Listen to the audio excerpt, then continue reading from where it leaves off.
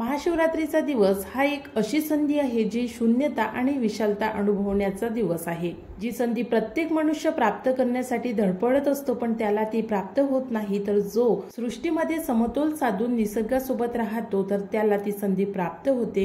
ही संधी प्रत्येक मनुष्याच्या आतमध्ये आहे, पण प्रत्येकाला ती शोधता येत नाही किंवा प्राप्त करता येत नाही। तो दिवस म्हणजे महाशिवरात्रीचा। या दिवशी कोणताही साधारण मनुष्य जरी असला तरी त्या मनुष्याला त्या निसर्गातील दैवी शक्तीचा अनुभव होतो, म्हणजेच शिवपार्वतीचा अनुभव होतो। योग पुराणात शिवाच्या कृपाळू स्वभावाबद्दल अनेक कथा सांगितलेल्या आहे आणि संपूर्ण देवतांमध्ये भोलेनाथ हे असे एकमेव देव आहेत जे भक्ताला खूप लवकर पावतात किंवा भक्ताच्या खूप लवकर इच्छा पूर्ण करतात। असा हा दिवस महाशिवरात्रीचा संपूर्ण भारतभर जगभर साजरा केला जातो, कारण संपूर्ण भारतात म्हटलं तरी चालेल आणि जगामध्ये म्हटलं तरी चालेल शिवभक्त बऱ्याच प्रमाणात आहे आणि फॉरेनर लोक तर आता शिवाची साधना सुद्धा करतात आणि आपल्या भारतामध्ये येऊन सिद्धी प्राप्त करतात। तर यामागे काय कारण आहे आजच्या व्हिडिओमध्ये जाणून घेणार आहे। महाशिवरात्री कधी आहे, महाशिवरात्रीची तिथी काय आहे, प्रदोष काळ काय आहे, निषिद्ध काळ काय आहे, तसेच महाशिवरात्रीचा उपवास कधी प्रारंभ करावा आणि कधी समाप्त करावा, त्रयोदशी तिथी कधी सुरू होणार आणि कधी समाप्त होणार याबद्दलची संपूर्ण माहिती आजच्या व्हिडिओमध्ये जाणून घेणार आहे। तसेच महाशिवरात्रीविषयीचे आणि व्रताविषयीचे काही नियम आहेत, जे नियम पाळूनच आपण व्रत करायला हवं, जेणेकरून आपण ज्या इच्छेसाठी हे व्रत करत आहोत, ज्यांची इच्छा नसेल ते लोक वर्षानुवर्षापासून हे व्रत करत असेल तर नक्कीच त्या व्रताचा फायदा तुमच्या कुटुंबाला होईल। आणि जर आपण कोणती इच्छा धारण करून हे व्रत करत असाल तर हे नियम पाळून व्रत करा, तुमच्या सर्व मनोकामना इच्छा पूर्ण करतील भोलेनाथ। तर जाणून घेऊया महाशिवरात्रीचं महाव्रत कधी प्रारंभ करावं आणि कधी समाप्त करावं, उपवासामध्ये कोणते पदार्थ खावे आणि कोणते पदार्थ खाऊ नये, मंदिरात गेल्यानंतर पूजा अर्चा कशी करावी किंवा घरच्या घरी पूजा अर्चा कशी करावी याबद्दलची संपूर्ण माहिती, त्यामुळे व्हिडिओ शेवटपर्यंत बघा। आणि जर तुम्ही चॅनलवर नवीन आहात तर चॅनलला सबस्क्राईब करून बेल आयकॉनला प्रेस करा, व्हिडिओला लाईक करून जास्तीत जास्त शेअर करा। चला तर व्हिडिओला सुरुवात करू। हिंदू पंचांगानुसार माघ महिन्यामध्ये किंवा फाल्गुन महिन्याच्या मधात येणारी तीथ हे महाशिवरात्रीची तीथ आहे। तर यावर्षी असा संयोग जोडून आलेला आहे की भागवत एकादशी, महाशिवरात्री आणि अमावस्या लगेच पाठोपाठ एकामागे एक आलेले आहे। तर त्यामुळे फाल्गुन महिना आणि माघ महिना यामध्ये फक्त एका दिवसाचा फरक आहे। तर त्यामुळे 8 मार्चला माघ महिन्याच्या शुक्ल पक्षातील 8 मार्च या तिथीला शुक्रवारी रात्री 9:57 चतुर्दशी तिथी सुरू होईल आणि दुसऱ्या दिवशी 9 तारखेला सायंकाळी 6:18 पर्यंत हे तीथ राहणार आहे आणि 6:18 पासून अमावस्येला प्रारंभ होणार आहे। तर इथून माघ महिना समाप्त होईल आणि फाल्गुन महिना लागणार आहे। तर माघ महिन्याच्या तिथीबद्दल हा संभ्रम आहे, तर हा संभ्रम लक्षात घेऊन तीथ केव्हा सुरू होणार आहे तर 8 मार्चला शुक्रवारी तीथ सुरू होईल आणि 9 मार्चला महाशिवरात्रीची तीथ सायंकाळी 6:18 संपणार आहे।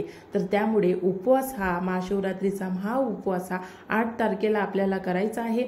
8 तारखेला संपूर्ण दिवसभर आणि रात्रभर हा उपवास करायचा आहे आणि दुसऱ्या दिवशी 9 तारखेला हा उपवास आपल्याला सोडायचा आहे।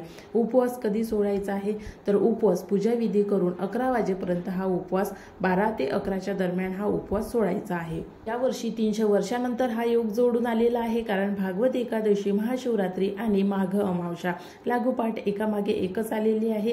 तर त्यामुळे भक्तांना, कारण भक्त एकादशीचा उपवास सुद्धा करतात तर महाशिवरात्रीचा उपवास सुद्धा वर्षातून एकदा येत असल्यामुळे प्रत्येक भक्त आणि जरी शिवभक्त नसला तरी महाशिवरात्रीचा हा उपवास अनेक जण श्रद्धेने करतात आणि काही जण आनंदाने सुद्धा करतात। तर अशा पद्धतीने महाशिवरात्रीची चतुर्दशी तीथ हे 8 तारखेला सुरू होणार आहे आणि 9 तारखेला संपणार आहे। मात्र या दरम्यान 4 प्रहर आहे, ज्या 4 प्रहरांमध्ये आपल्याला शिवजीची पूजा अर्चा करायची आहे। यामध्ये निषिद्ध प्रदोष काळ हा मध्यरात्री 12 वाजता सुरू होणार आहे आणि मध्यरात्री 12:48 पर्यंत राहणार आहे। तर त्यामुळे शिवपूजनाचा प्रदोष निषिद्ध काल हा 12 वाजता आहे। तर त्यामुळे याच काळामध्ये शिवपूजन करायचे आहे। रात्रीच्या वेळी महाशिवरात्रीच्या दिवशी मोठमोठे कार्यक्रम होतात, अभिषेक होतात, मंदिरामध्ये अभिषेक होतात, गावांमध्ये भजन होतात, मंदिरामध्ये सुद्धा होतात आणि घरी सुद्धा भजन केले जातात। म्हणजेच महाशिवरात्रीचा दिवस हा आपल्याला रात्र जागून काढायची असतो, म्हणून या दिवशी रात्रीला जागरण केले जाते। त्यासाठी रात्रभर मग लोक भजन करतात, कीर्तन करतात, आरत्या म्हणतात, शिवस्तुती करतात। बऱ्याच मंदिरांमध्ये अभिषेक केला जातो। तर अशा पद्धतीने शिवलिंगाचे आणि भगवान शंकरजीचे पूजन केले जाते। तसेच या रात्री भक्त आणि साधक भगवान शंकरजीची आराधना करून उपासना करतात आणि मंत्रजाप करतात। तसेच ज्यांना सिद्धी प्राप्त करायची असेल असे लोक शिवजीची उपासना करून सिद्धी प्राप्त करण्यासाठी भोलेनाथाची स्तुती करतात, प्रार्थना करतात किंवा पूजा अर्चा करतात। आता पुढे व्हिडिओमध्ये सांगितल्याप्रमाणे हा योग महाशिवरात्रीच्या दिवशी 300 वर्षांनंतर जोडून आलेला आहे। तर त्यामुळे भक्त या दिवसाची खूप आतुरतेने वाट बघतात आणि त्यासाठी काही मंत्रांचा जाप सुद्धा करतात। आपण साधारण लोक जे गृहस्थ जीवन जगणारे आपल्यासारखे साधारण लोक आहेत, अशा लोकांनी ओम नमः शिवाय या मंत्राचा जाप करावा, मृत्युंजय मंत्र अवश्य ऐकावा किंवा या मंत्राचा जाप करावा। आणि ज्या लोकांना मृत्युंजय मंत्र येत नसेल अशा लोकांनी मोबाईलमध्ये या दिवशी मृत्युंजय मंत्र अवश्य ऐकावा। आता मंत्रजाप किती वेळ करावा, कारण महाशिवरात्रीच्या दिवशी आपली एनर्जी तशी डाऊन असते, कारण आपण उपवास करत असतो। तर त्यामुळे मंत्रजाप या दिवशी देवापुढे बसून आपण 1 माळ 2 माळ करावा आणि दिवसभर या ओम नमः शिवाय मंत्राचा जाप करत राहावा। आता महाशिवरात्रीच्या दिवशी पूजा अर्चा कशी करावी, घरी करावी की मंदिरामध्ये जाऊन करावी, शिवलिंगावर बेलपत्र किती अर्पण करावे, तसेच मंदिरामध्ये गेल्यानंतर शिवलिंगावर कोणत्या वस्तूचा अभिषेक करावा। तर महाशिवरात्रीच्या दिवशी बऱ्याचशा वस्तूंचा अभिषेक शिवलिंगावर केला जातो। यामध्ये सर्वात पहिली म्हणजे भांग, उसाचा रस, शहद, दूध, पंचामृत, दही, तूप, गंगाजल, शुद्ध जल, तसेच दुधामध्ये केसर मिसळून याचा सुद्धा अभिषेक केला जातो। आणि शिवलिंगाचा शुद्ध जलाने अभिषेक केल्यानंतर शिवलिंगाला पिवळं चंदन लावले जाते। तर अशा प्रकारे मंदिरामध्ये महाशिवरात्रीच्या दिवशी शिवलिंगाचे पूजन होते। या व्यतिरिक्त ज्या मंदिरामध्ये पंडितजी असतात तर त्या मंदिरामध्ये शिवलिंगाचे साधारण लोकांना पूजन करता येत नाही, कारण गर्दी खूप जास्त असते आणि गर्दी जास्त असल्यामुळे प्रत्येक व्यक्तीला वाटते की आपण शिवलिंगाचे पूजन करावे, त्यावर प्रत्येक गोष्टीचा अभिषेक करावा, चंदन लावावं किंवा आपण ज्या पद्धतीने पूजा करतो त्या पद्धतीने पूजा करावी, पण हे शक्य नसल्यामुळे म्हणून हे पूजन सर्वात आधी आपण आपल्या घरीच करावं। घरी कसं करावं, तर मागच्या व्हिडिओमध्ये सांगितल्याप्रमाणे जर आपल्या घरी शिवलिंग असेल तर त्या शिवलिंगाचं पूजन करावं आणि जर शिवलिंग नसेल तर मग अंगठ्याच्या आकारा एवढं पार्थिव शिवलिंग तयार करून त्या शिवलिंगाचं पूजन करावं आणि दुसऱ्या दिवशी ते शिवलिंग पाण्यामध्ये विसर्जित करावं, कारण पार्थिव शिवलिंग हे मातीचं बनवलेलं असते, तर त्यामुळे ते पाण्यामध्ये विसर्जित करता येते। तर अशा पद्धतीने शिवलिंगाचे पूजन महाशिवरात्रीच्या दिवशी सर्वात आधी आपल्या घरी शांतचित्ताने करावं। आपल्याला जितके बेलपत्र शिवलिंगाला अर्पण करायचे आहे तितके बेलपत्र शिवलिंगावर अर्पण करावे, मात्र दर्शनासाठी शिवमंदिरात अवश्य जावे आणि शिवमंदिरात गेल्यानंतर मंदिरामध्ये प्रदक्षिणा अवश्य घालावी। शिवमंदिरामध्ये जाण्याचे सुद्धा काही नियम आहेत। मागच्या व्हिडिओमध्ये ते नियम मी तुम्हाला सांगितले होते। शिवमंदिरामध्ये जाण्याचा सर्वात पहिला नियम म्हणजे आपण अनवाणी पायाने जावं।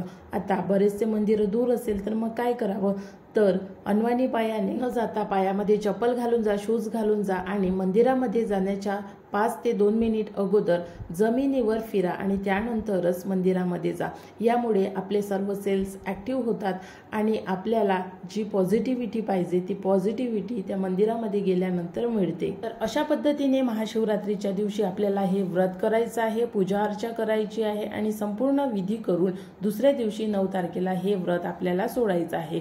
व्रत कधी सोडायचं आहे, तर चतुर्थ तिथी संपायच्या आधी हे व्रत सोडायचं आहे। चतुर्थ तिथी 6:18 सायंकाळी संपणार आहे, त्याच्या आधी हे व्रत आपण सोडावं। त्यानंतर सायंकाळी 6:18 पासून अमावस्येला प्रारंभ होईल, मग माघ अमावस्या संपून फाल्गुन महिन्याला सुरुवात होईल। यावर्षी खूप दुर्मिळ योग जोडून आलेला आहे। महाशिवरात्रीच्या दिवशी सर्वार्थ सिद्धी योग, शिवयोग आणि श्रवण नक्षत्र योग हे 4ही योग बऱ्याच राशींना याचा चांगला फायदा होणार आहे। मागच्या व्हिडिओमध्ये मीन रास आणि कुंभ रास या राशीविषयीची माहिती आपण जाणून घेतली होती, कारण या 2 राशींना जास्त फायदा होणार आहे। जर तुम्ही तो व्हिडिओ बघितला नसेल तर नक्की जाऊन बघा, कारण या दिवशी ग्रहांची स्थिती अशा पद्धतीने बदलणार आहे की चंद्र, राहू, बुध हे तुम्हाला शुभ फळ देणार आहे आणि तुमचे जे कार्य राहिले असेल किंवा तुमच्या कार्यामध्ये जेही अडथळे आतापर्यंत आलेले असतील तर ते दूर करण्यासाठी राहू, चंद्र आणि बुध ग्रह आणि हे जे योग आहेत तर ते योग तुम्हाला मदत करणार आहे। तर महाशिवरात्रीच्या दिवशी 300 वर्षांनंतर जोडून येणाऱ्या योगाविषयीची संपूर्ण माहिती जाणून घेण्यासाठी आपल्या चॅनलला सबस्क्राईब करा, बेल आयकॉनला प्रेस करा आणि व्हिडिओला लाईक करा। अशा पद्धतीने महाशिवरात्रीचं व्रत प्रत्येकाने धारण करावं. ज्यांचा विवाह होत नसेल, जे आजारी लोक असतील, आजारी लोकांनी व्रत कसं करावं, कारण औषधं घ्यायची असतात. तर मग आपल्याला 2 दिवस उपाशी कसं राहायचं, सकाळ आणि संध्याकाळ दोन्ही सांजेला उपाशी कसं राहायचं, तर शक्य होईल त्यांनीच हे व्रत करा. आणि ज्यांच्याने राहणं होत नसेल, उपाशी राहणं होत नसेल, अशा लोकांनी हे व्रत करू नये. आणि महाशिवरात्रीविषयीची जर आणखी काही माहिती हवी असेल तर मला कमेंट्स करा, त्यावर मी नवीन व्हिडिओ लवकरच बनवेल. आशा करते तुम्हाला आजचा व्हिडिओ आवडला असेल आणि तुम्ही पूर्ण बघितला असेल. नवीन व्हिडिओमध्ये नवीन माहितीसोबत लवकरच भेटू. आजचा व्हिडिओ बघितल्याबद्दल धन्यवाद.